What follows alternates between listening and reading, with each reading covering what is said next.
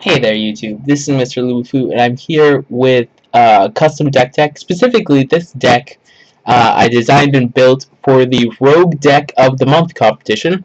For those of you that don't know, there's a YouTube channel called, well, Rogue Deck Builder, and he has some incredibly interesting content. He typically goes out and builds rogue decks and runs them through Magic Online, and they're a lot of fun to watch and play and see how they hold up against like the pillars of the format.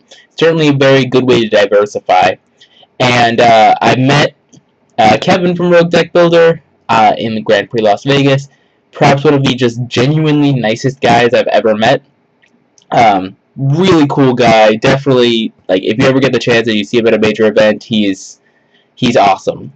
And so they're holding this contest called, well, Rogue Deck of the Month, and I decided to take a chance and enter in myself. I'm going to put a link to his video and his introduction to this whole thing in the description below, so check it out if you haven't already.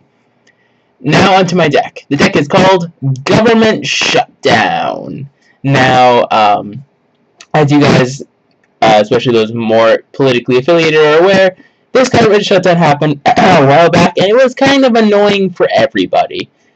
So I decided to build a deck, and I was figuring, well, the deck is centered around a specific card called Azor's Elecutors. That's right, it is the 3/5 that wins with filibuster counters, which is, I mean, not exactly what happened, like, politically, but it's still the same sort of durdle.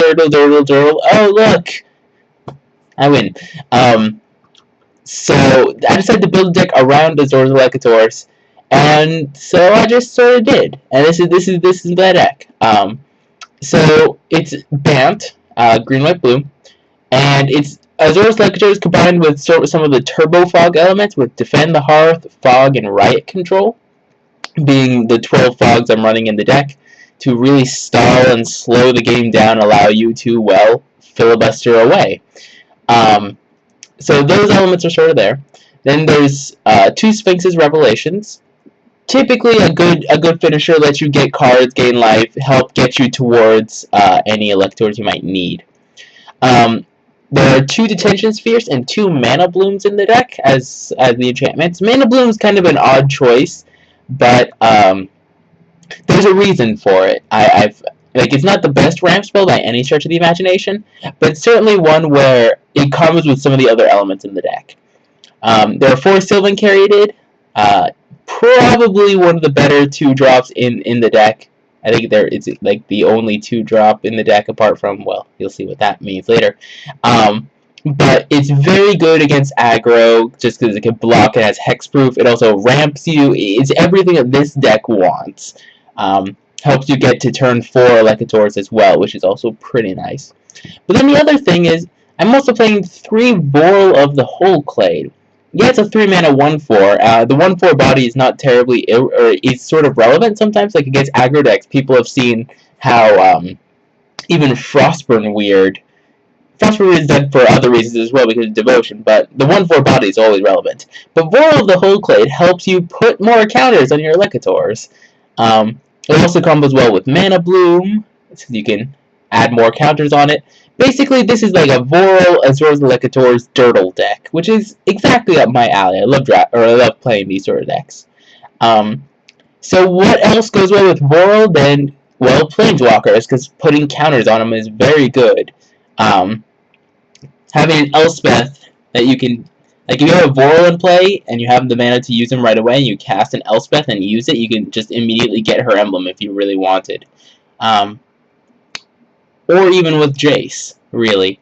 So those are the 2 Planeswalkers, Elspeth and Jace. Elspeth as another finisher to the deck if you really can't filibuster them out, though the goal of the deck is to just sit and dirtle and filibuster away.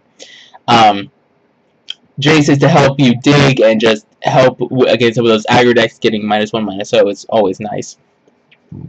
And then, well, there's 2 Strionic Resonator, and this is kind of a fun one for the deck, to be completely honest. Strionic Resonator is kind of odd, but it combos with some really fun things. Strionic Resonator combos with Detention Sphere. So when Detention Sphere enters the battlefield, you can copy the trigger and have Detention Sphere exile 2 permanents. So for 5 mana, you get double Detention Sphere, which since you're going to be slowly ramping and just holding the game down, you can get there pretty reliably and if you have both of them out.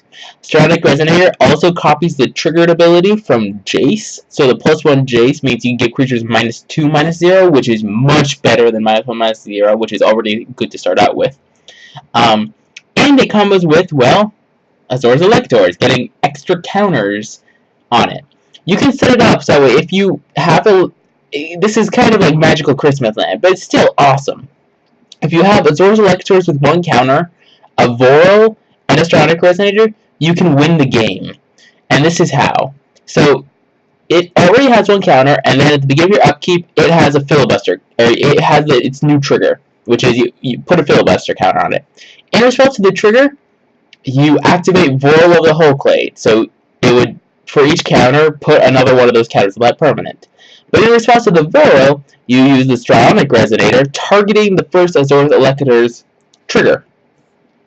So the way this works is your Stronic Resonator will come off the stack first, and your Azor's Elecutors will get another counter. That will put it at 2 counters. Then it will check, it says, oh, you don't have 5 counters, so you don't win the game.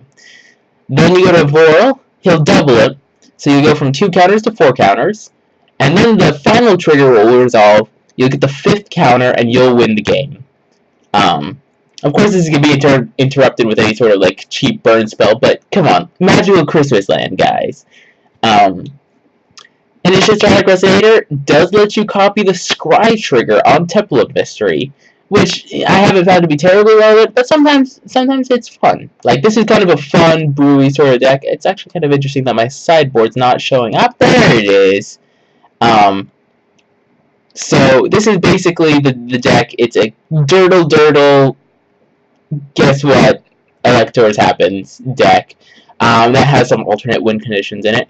In the sideboard, it's basically, like, if Scepter Healer gets the aggro decks, same with Supreme Verdict. Root Board Defense is kind of a fun one, just anti-Wrath. And then you have Negate, Glare, Gainsay, and Dissolve for the control matchups, where you really just want to stick something and then they just lose. Ideally, of course. Anyway, so this is my entry. Thank you, Rogue Deck Builder, for running this awesome contest. Always fun. If you guys enjoyed this, just leave a like, leave a comment down below for any changes you guys might have made. Thank you guys all for watching, and I'll keep you guys in the loop in case I make the top 8 of the deck competition. Thank you guys all for watching.